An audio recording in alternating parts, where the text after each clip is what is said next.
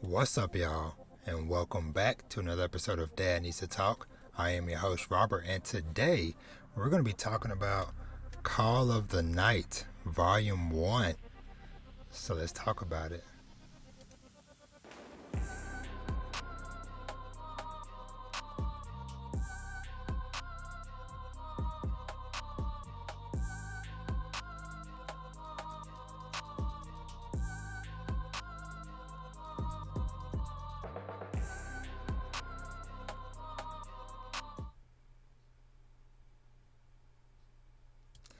All right. So, what's up, y'all? Welcome back to another manga review or manga discussion, however you want to call it. But yeah, as always, if this is your first time here, welcome. If you've been rocking with me for a while, then welcome back. If you're watching this on YouTube, the usual like, comment, subscribe. If you're listening to this to these lustrous tones across the podcast sphere, just make sure to subscribe or follow the podcast on whatever platform of your choosing. I should be on all of them, but let's not waste too much more time because it is very fitting that for Call of the Night, I am recording this late at night, midnight to be specific. But yeah, so let's just kind of just dive in because this is another series that I have kind of been eager to read for a while, and I'll say, kind of like for those that might have just watched my other video or for Sweat and Soap, this is also a series that I have been pretty eager to read. But before I dive into it, let's just kind of give y'all the general synopsis of what this manga's about. So, Nazuna is a vampire that's okay with human Ko. He wants to be one too, but transformation doesn't come that easily. One sleepless night, Ko slips out to walk the streets. Life after dark is a revelation. When flirtatious Nazuna invites Ko to spend the night at her place in an abandoned building, he's stoked. But then he awakens to kisses on his neck with a little too much bite to them. Is it just the delicious taste of his blood that makes her meet him night after night for late night adventures, conversation, and naps? Or something else? Then, when a cute girl from Ko's past shows up and competes for his attention, his budding relationship with the undead is put to the test. So, yeah, that is kind of like the general premise of this manga is this young teenage boy, I think he's like 8th grade or something, he's middle school. This young teenage boy out in the streets late at night when he should be in bed, catch one of my kids middle of the night and get their butt. but yeah, he out middle of the night, ends up running to trying to enjoy this I would say the nightlife, but that's not the right term for this situation. But he just out, trying to live his best life, and ends up running into this vampire chick. And so, yeah, this volume or this manga, it has some pretty good comedic moments to it. At least I found some pretty funny moments just between some of the suggestive language that Nazuna, the vampire chick, that she's using, along with the way that she's dressed, because she's dressed very, very suggestive. Hold on, let me see, because it's like one of the first times when they kind of meet. Let me see if I can find it real quick. I know this won't really play well for those of y'all who are audio only, but for those of y'all who are watching the video, see if I can get her on the camera. Yeah. So, see, she's dressed, even he's like, what is up with those clothes? But But yeah, it is just like a very interesting kind of like back and forth relationship between these two because so basically he is struggling with I guess just trying to find himself. And what I mean by that is just that like he feels like he's not cut out for just living just like the normal life of, going to school, doing activities and stuff like that or whatever. It's a matter of fact, like he hasn't really been to school in a while. And so, especially as this volume goes throughout or whatever, like he hasn't been to school for like seem like weeks at this point. But yeah, so that's why he ends up going for the nightlife or whatever. And then I enjoy how we all kind of have our preconceived notions of all this stuff like with vampires and zombies and all this stuff whatever. But the first time that she like bites him whatever, of course, like how I'm pretty sure most of us would think, he's like, I'm gonna turn into a vampire. But then it didn't happen. He's like, what's going on? Why didn't I turn into a vampire? And she's like, what are you talking about? He's like, hey, you bite me and the thing. She's like, oh no, that's a myth. That's not how that works. And so she basically tells him that the only way that a person turns into a vampire is basically if they fall in love with each other. And so Code then begins his journey to try to fall in love with her. But, Nazuna, she's really just kind of just like, hey, your blood just tastes good or whatever, but I'm not trying to be serious about this, type of thing. But it is just funny because like she blushes anytime the word or talks of like love come up. But then on the flip side, she's using all these like suggestive terms because there was actually, hold on, let me see if I can find it real quick, because there was one word that she used that I was like, I didn't even know. I think it was like coitus or something like that. Coitus. Hold on, let me, because I think it was like coitus. Coitus. I think it was coitus. Yes, coitus, coitus, which is another word for sexual intercourse. I had no clue that was a word for that. And so when she mentioned in the manga or whatever, he was like, whoa, hey, the language, whoa, that's kind of inappropriate or whatever. And so I had to like pull out my phone. And I was like, what is this word? And then when I read that definition, I was like, oh, okay, hey. And they say you can't learn it from manga. I just learned something. Me, in my 30s, learn something new from these kids on their vampire adventures. Uh, but yeah. So that's kind of like the basic premise of it, or whatever. But it's kind of funny because she's like, hey, I ain't trying to make no vampire babies. That's how she sees it because okay, she bites somebody, then they turn into a vampire, and they bite somebody, and it just keeps going or whatever. She's thinking of that as like making babies, which it's just kind of funny, just like how they're playing on words.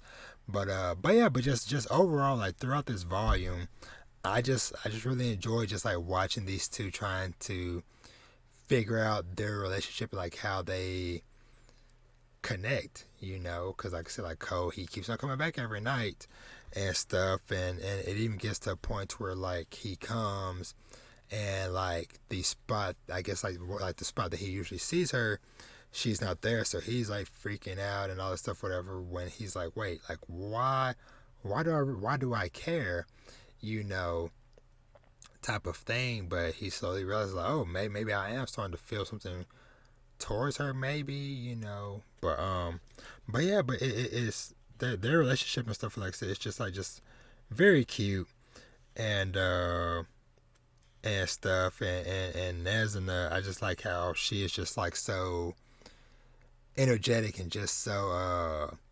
adventurous. Cause there's like one point, well, won't get into spoilers yet or whatever, but like I said, I'll just kind of just say just like up front, really enjoyed it.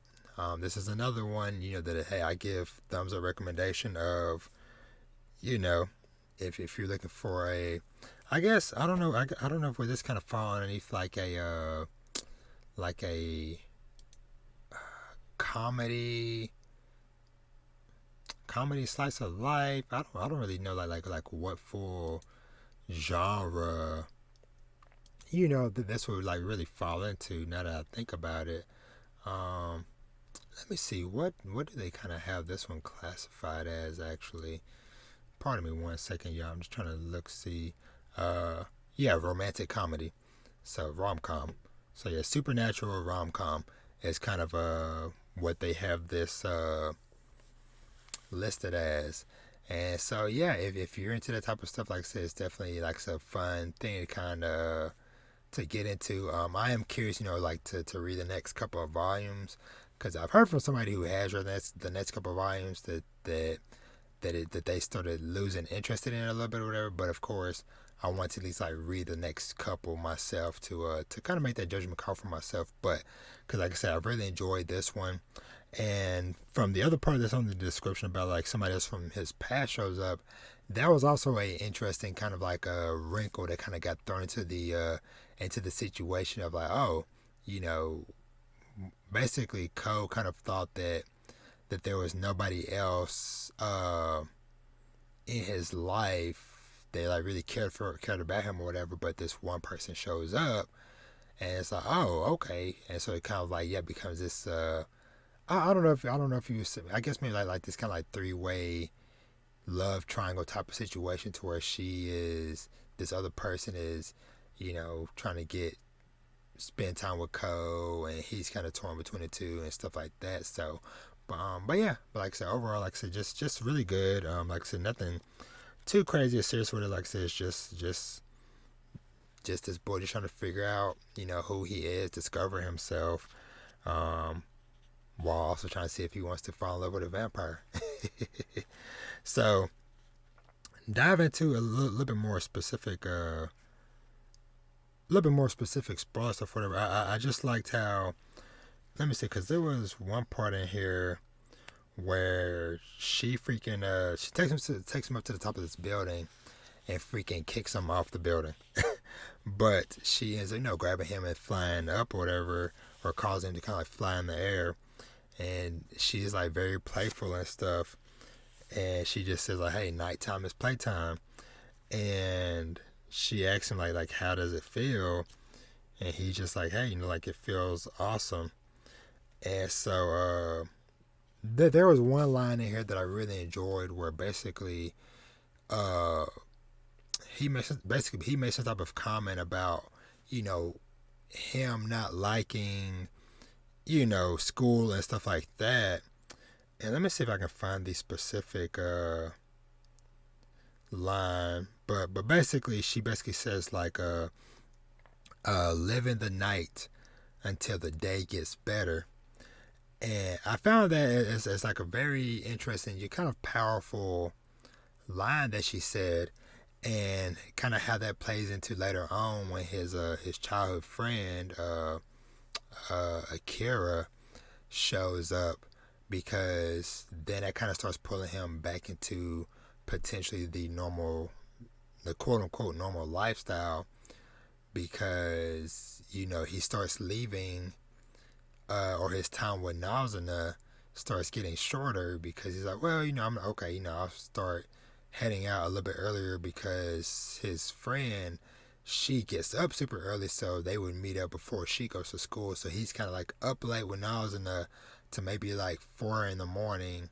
Then he goes and hangs out with Akira up until she goes to school, and then that's kind of how that relationship and stuff went day to day. But yeah, I'm just like very curious, like how this stuff kind of evolves and stuff, and how if more vampires might kind of get brought into the mix and stuff, and how much more Akira, like if she's gonna be able to like start pulling him back into going to school, or if he's gonna end up dragging her into like the nightlife with the vampires and stuff like that. So yeah, but yeah, like I said, I really enjoyed it.